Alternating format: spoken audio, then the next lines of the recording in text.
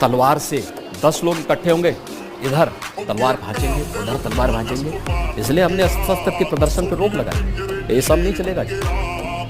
और जो किसी भी यात्रा को निकालेगा उसको लिखित रूप से एक एफिडेविट देना होगा कि यात्रा को सकुशल संपन्न कराने की जिम्मेदारी हमारी होगी। और नहीं निकालोगे, कहीं तोड़ फोड़ करोगे तो 7 पीढ़ियां याद करेंगी, वसूली करूंगा ब्याज से।